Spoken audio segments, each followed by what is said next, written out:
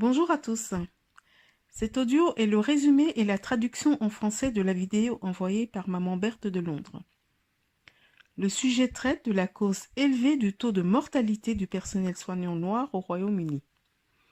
En effet, les autorités sanitaires anglaises ont constaté que le taux de mortalité des soignants noirs était plus élevé par rapport au personnel soignant blanc, ce qui, d'un premier abord, ne s'explique pas. Pour vous dire, le sujet a même été débattu au Parlement britannique. Parce que donc ils voulaient comprendre pourquoi il y avait plus de soignants noirs qui mouraient du Covid-19 par rapport aux soignants blancs. Et donc ils ont mené une enquête. Ils ont demandé au personnel de santé de divers établissements de remplir un questionnaire. Et dans ce questionnaire,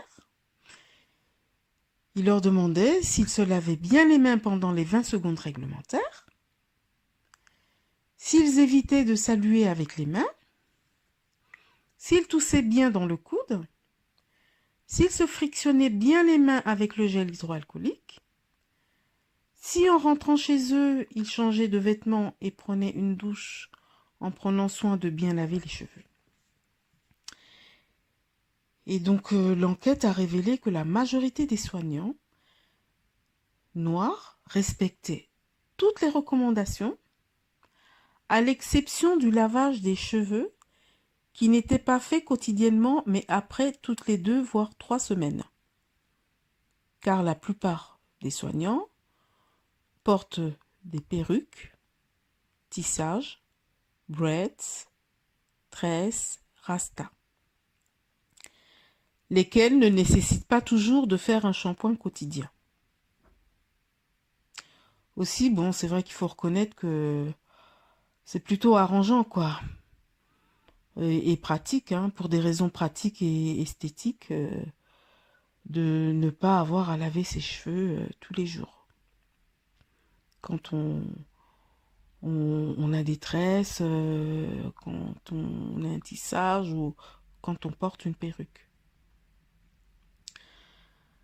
Alors que les recommandations sanitaires pour le personnel soignant est de se laver au retour du travail de la tête aux pieds, parce qu'il faut savoir que le Covid-19 est un virus qui se trouve également dans l'air. Et c'est vrai que les médias n'en parlent pas assez souvent, mais ce virus se retrouve également dans l'air.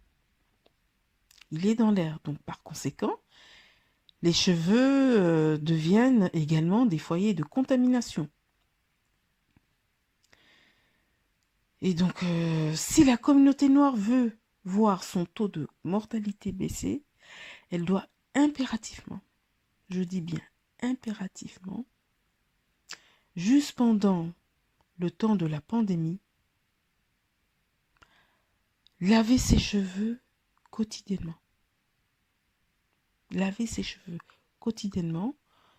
Et pour cela, il faut défaire ses tresses, tissage, braids, éviter le port de perruque. Voilà, c'est juste un sacrifice qui nous est demandé, juste le temps de la pandémie, quoi. Donc bon, voilà. Donc ça ne coûte rien. Ça ne coûte rien d'être au naturel, de retirer nos perruques, de défaire nos tresses, juste le temps de la pandémie. Voilà, parce que en ce moment, le personnel soignant noir meurt énormément. Donc voilà. Au vu de l'importance et la gravité du sujet, je vous invite à partager cet audio au maximum autour de vous, afin que l'information parvienne à un maximum de gens. Je vous remercie.